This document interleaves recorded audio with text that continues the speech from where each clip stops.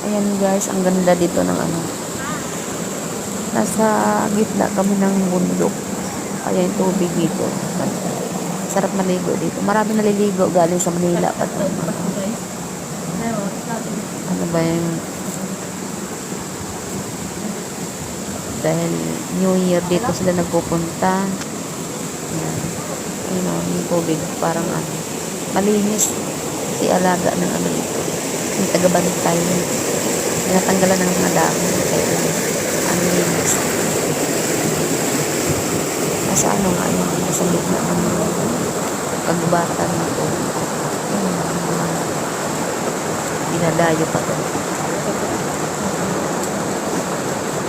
Maraming tao po sa taas. Kaso kami